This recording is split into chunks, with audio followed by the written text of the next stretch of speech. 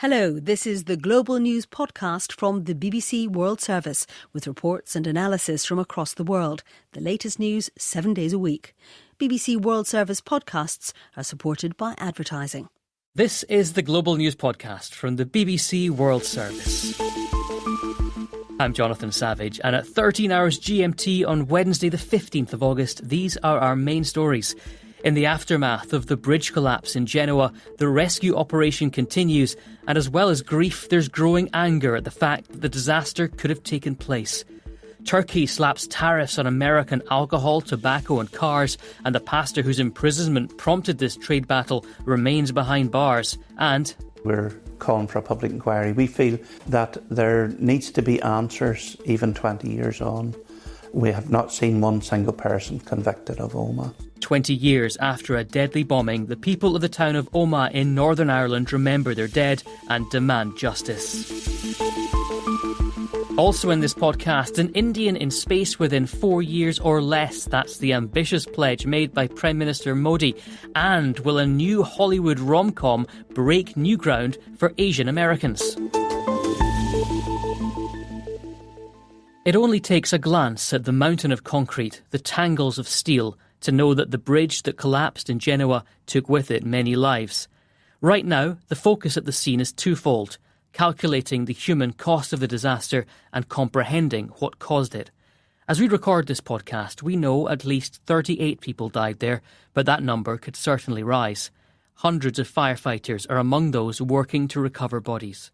The commander of the military police of the province of Genoa, Riccardo Sciutto, said it was a race against the clock to find more survivors. This is a very difficult phase for everyone, because we've reached such a very high number of victims. Now, obviously, there is still hope that the rescuers will find survivors, but the more time passes, the more difficult it is. Our correspondent, Tim Wilcox, is in Genoa and described the situation there.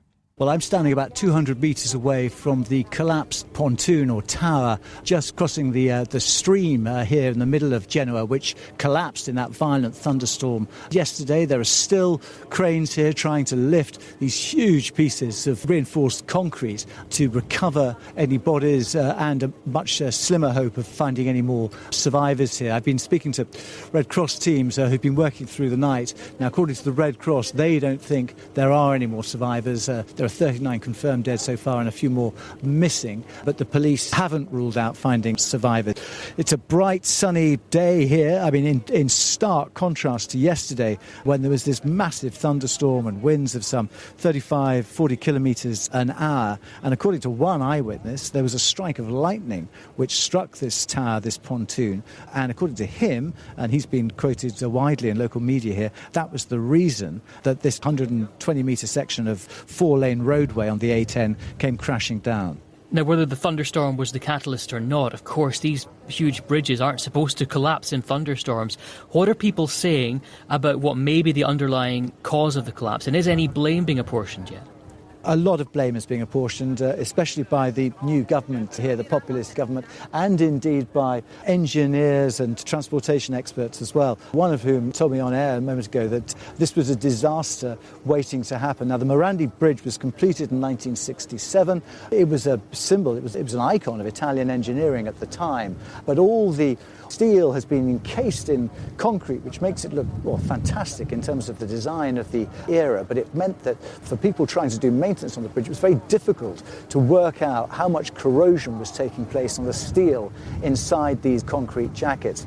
Millions of euros were spent on maintaining it, and some engineers we've been speaking to today said it would have been cheaper to have knocked the whole thing down and rebuilt it, given how much money has been spent in the 50-odd years since it was completed. Tim Wilcox, our correspondent in Genoa. The diplomatic rift between NATO's two most geographically distant members has been growing ever wider. Turkey has doubled tariffs on some American imports in response to US taxes on steel and aluminium. All this, of course, started with the imprisonment of an American pastor who Turkey insists is linked to terrorism.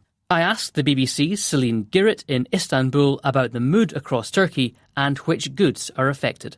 Well, this morning, Turkey doubled tariffs on some U.S. imports, and including cars, alcohol, tobacco, cosmetics, rice and coal. A decree was signed by President Recep Tayyip Erdogan. And, for instance, the tariffs on passenger cars were doubled to 120%, on alcoholic drinks to 140%, and on tobacco to 60%. The Vice President took this on Twitter, and he said, this step was taken under the principle of reciprocity in response to U.S. administration's deliberate attacks on Turkish economy.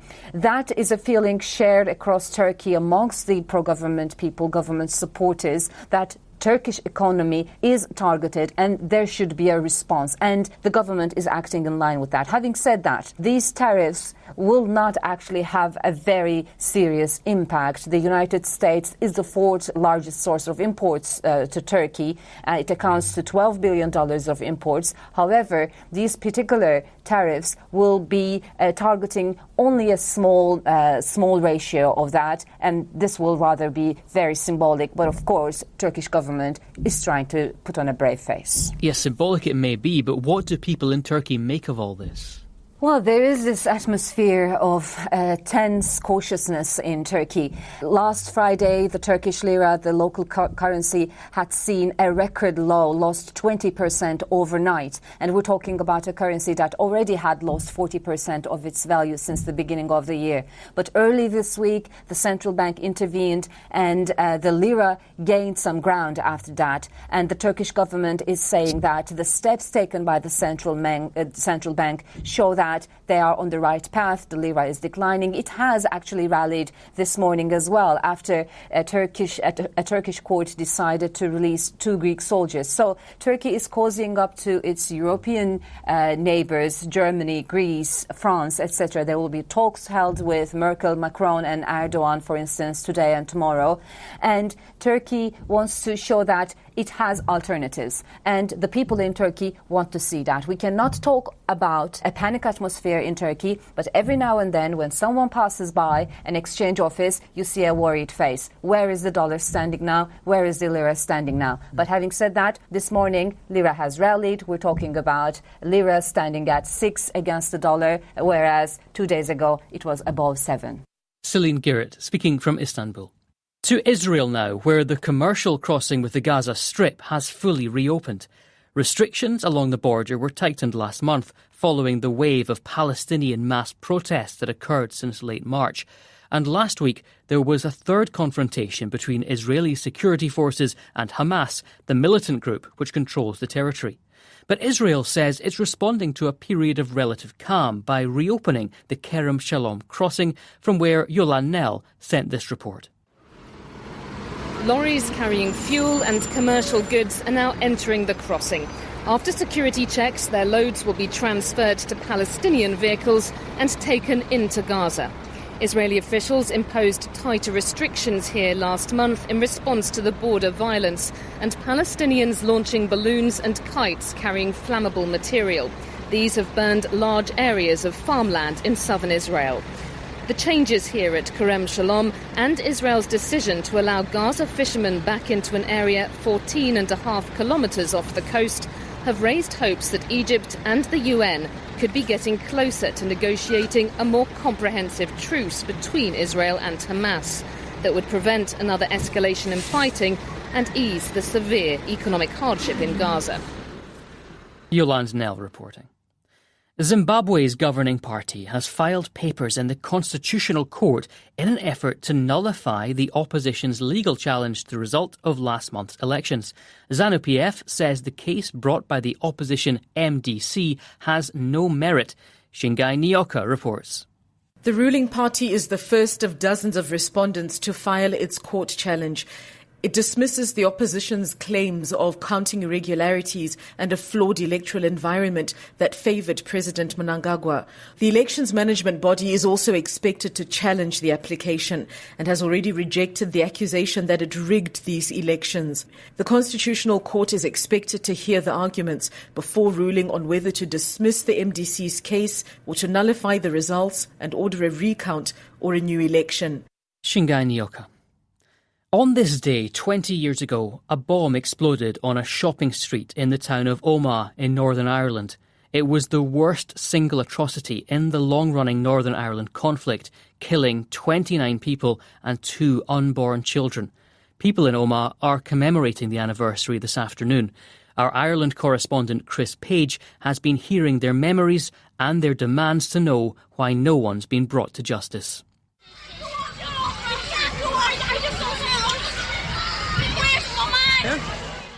Just after 3 o'clock on a Saturday afternoon, dissident Republicans opposed to the peace process brought indiscriminate murder to Omagh. The group known as the Real IRA telephoned a warning, but gave the wrong location for the bomb. So scores of people ran towards a car which contained 500 pounds of explosives. That little child was screaming, and a poor lady with blood gushing down her chest. Such dreadful atrocity. One of the shops that was damaged sold bed linen and quilts.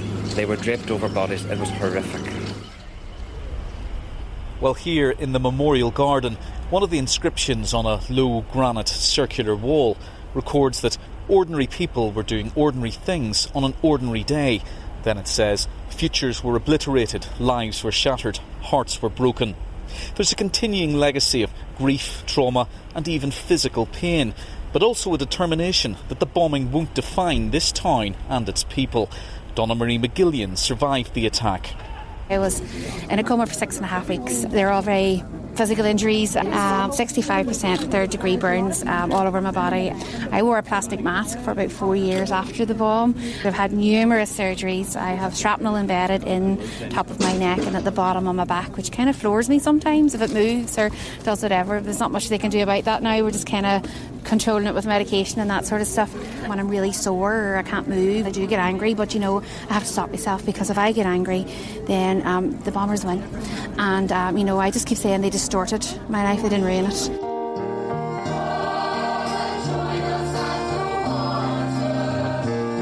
This is a week of remembrance in Omagh, a time of songs, prayers and vigils. And some families have renewed their call for a public inquiry, because they say the full truth about the attack and the investigations into it have never come to light. Michael Gallagher lost his son Aidan in the bombing. We have a huge amount of information that we believe that could have been used, that the police have themselves, and that's why we're calling for a public inquiry. We feel that there needs to be answers even 20 years on. We have not seen one single person convicted of Omagh. Over the years, 3 men have been charged, but none were successfully prosecuted. Michael Gallagher is taking a legal challenge against the government's refusal to hold a public inquiry. The case is based on claims that state agencies could have drawn together intelligence to prevent the bombing. Northern Ireland's Chief Constable George Hamilton says the police investigation hasn't been closed. There's been a huge amount of investigative effort has gone into Omagh. There have been 99 arrests made, but it's not good enough. People have not been brought to justice. So for families, I can understand why they would feel let down by the system. But they have an assurance from me that if new evidence emerges, we will actively pursue that. But it's also fair to say, and to be realistic, that as time goes by, the chances of a criminal justice outcome reduces.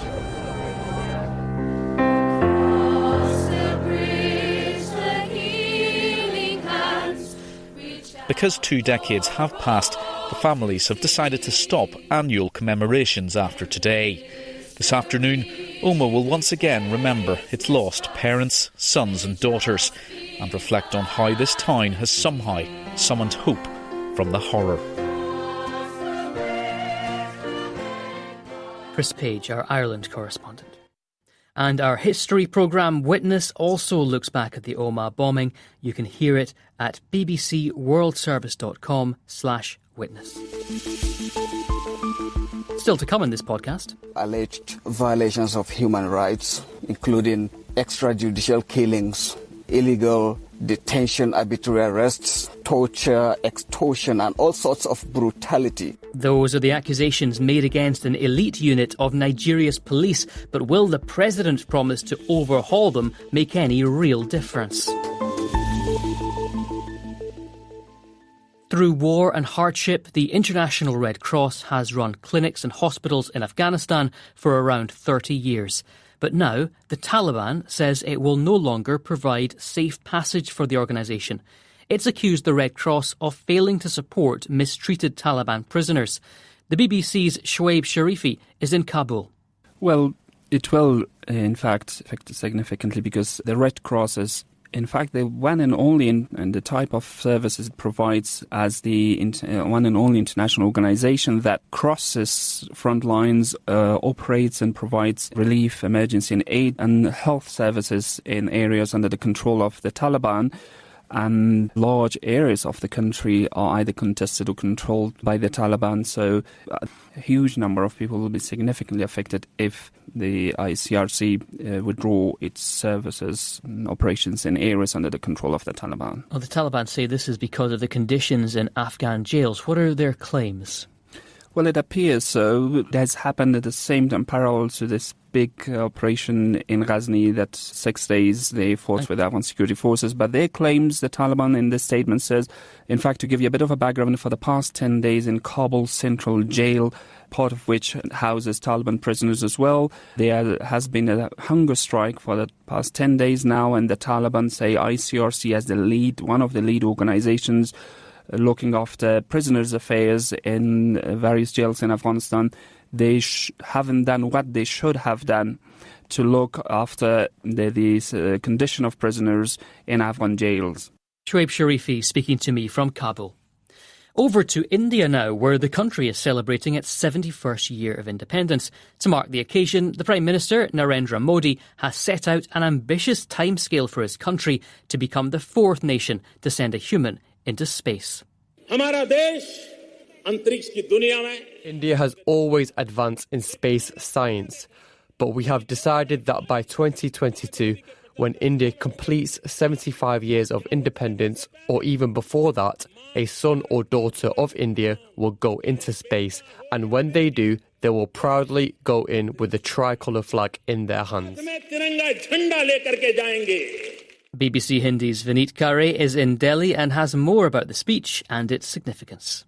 When such an announcement is made, there are always two sides. The first side says that India suffers poverty. There are a lot of hungry people out there. There are infrastructural mess all across the city. So why are we spending? And the money that is said to be going into this, if it happens, would be something around 1.28 billion. That's a figure floating around. So why are we spending so much money in a mission like that? But the other side says that it would be technological breakthrough, technological advancement. People would be boosted to do something more. There would be interest in science, and it would provide to the country much more than the amount of money that is being spent on this mission. What can be said about this announcement coming so close to the next election? I mean, the entire 78-odd-minute speech was about what the government has been doing or has done in the past 5 years, and this was more than 4 years. And it was the last speech by Prime Minister Modi before the elections due next year. So, I mean, it has political repercussions, and any Prime Minister who addresses the nation from the ramparts of the Red Fort, 350-odd years old, is more of a political speech addressed to the political constituencies and keeping elections in mind. So this was nothing new, so to say. Vineet Kare from Delhi. When a country's president feels he has to say the police must respect the rule of law, you get the feeling there's a problem. Many Nigerians would agree with their acting president, Yemi Osinbajo, who's ordered an immediate overhaul of the police special anti-robbery squad known as SARS. The Nigerian police force as a whole has often been accused of being corrupt, brutal and ineffective in tackling crime. So why is this particular unit being singled out? Lawrence Pollard found out more from our correspondent in Abuja, Ishaq Khalid. The Special Anti-Robbery Squad, or SARS, is quite notorious for alleged violations of human rights, including extrajudicial killings, illegal detention, arbitrary arrests, torture, extortion, and all sorts of brutality. So that particular unit of the Nigerian police is quite unpopular. Many people have been complaining about it, and then there has been pressure on the authorities to disband it, to create a new unit to replace that particular unit. So it seems the acting president, Yemi Osinbajo, has listened to those complaints by Nigerians and human rights groups and activists. I mean, there was a series of protests and as well as online campaign against SARS, to end SARS. So it seems that the authorities have now listened. And then the acting president is saying that police unit must be reformed, must be overhauled. And then one key thing he said is that it has to be intelligence-driven, as well as, restrict itself to its core mandate of combating armed robbery and kidnappings, rather than, violating human rights. Overhaul. It's not a disbandment. You mentioned there that some people have been calling for it to be disbanded, so the acting president could have asked for more. But what does the overhaul mean? Has it taken effect? Do we know what are they going to do to SARS? Hours after the acting president's directive, the police issued a statement renaming the unit. Instead of Special Anti-Robbery Squad, now it is called Federal Special Anti-Robbery Squad, or FSAS. But many people are saying that the change of name may not make any much impact. So many Nigerians may be highly disappointed if these reforms do not translate into practical positive change of attitude and conduct by operatives of this police unit. Ishak Khalid, our correspondent in Abuja, speaking to Lawrence Pollard.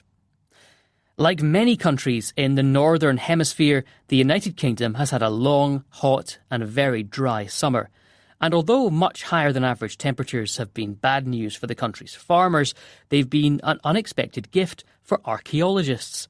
The drying out of the landscape has revealed many ancient monuments and settlements that had been unknown before. Helen Winton of Historic England, an organisation which helps preserve the country's heritage, explained to Dan Damon why her team has taken to the skies to find out what's been revealed by the heatwave.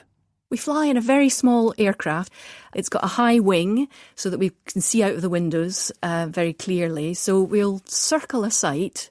So as you can imagine, a sea of corn or wheat blowing in the breeze below you. We circle the site, and what we're looking for are differences in colour in the crop.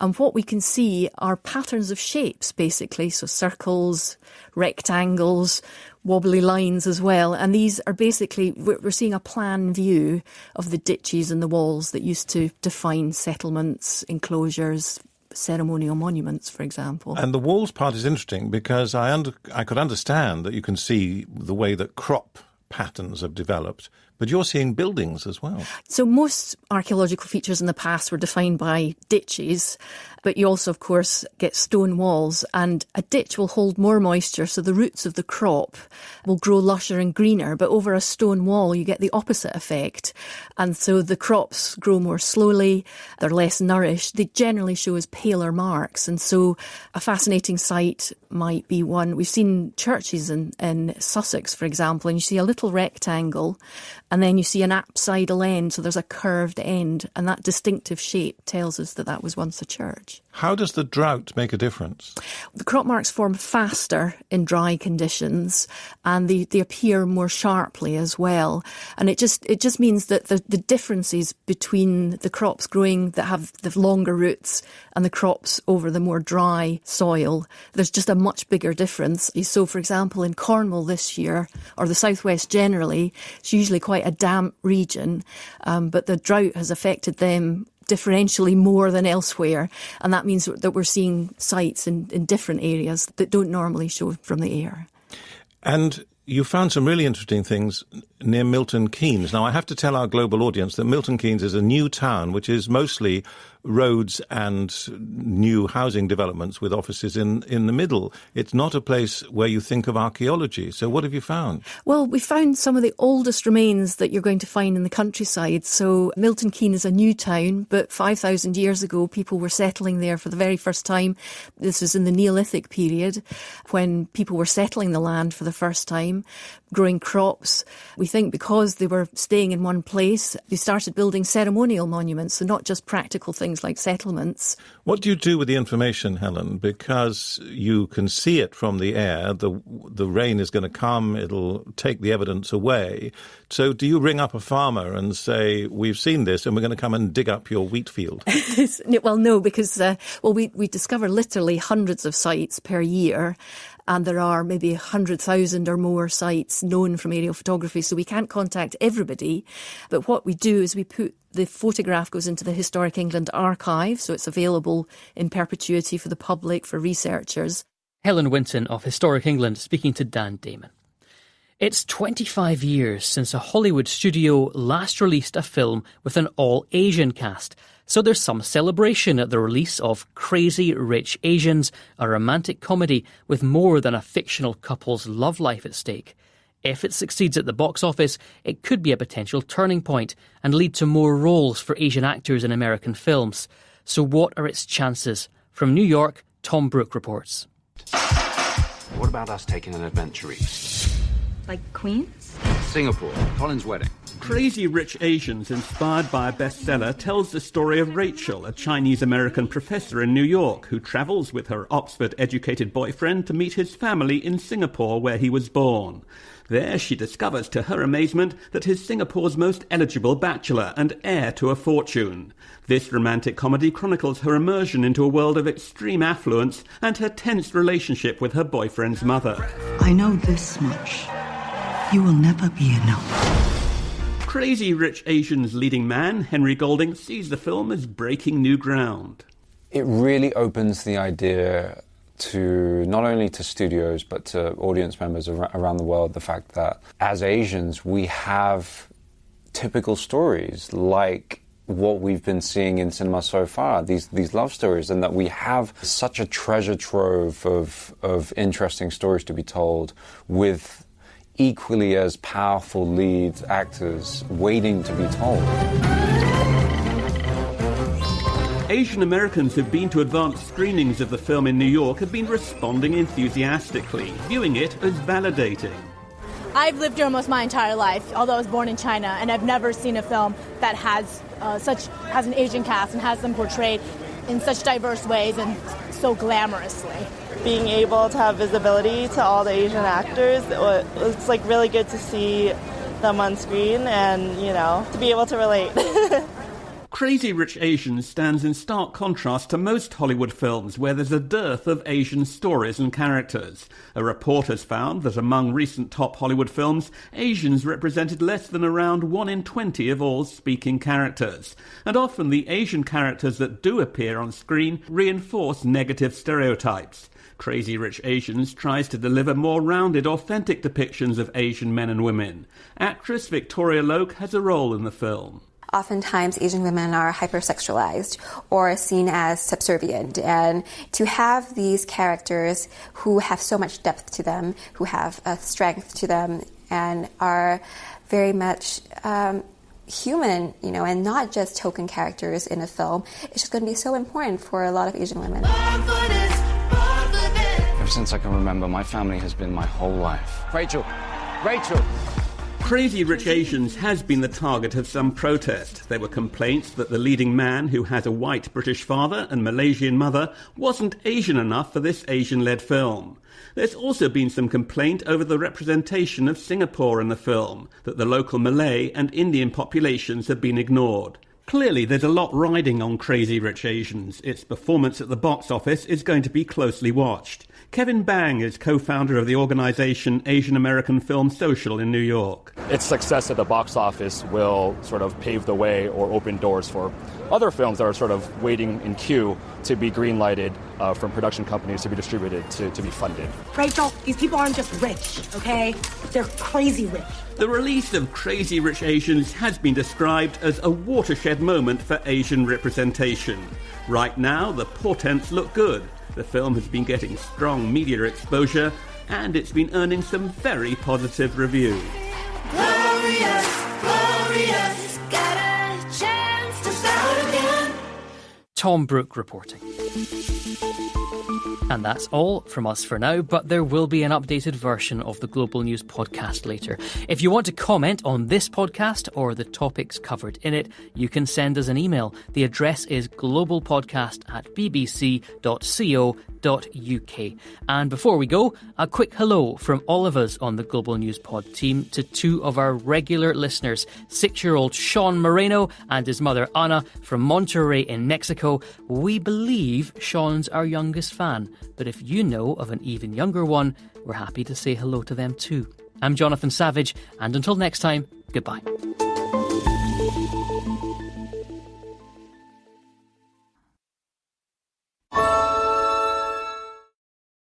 What's that one language you've always wanted to learn?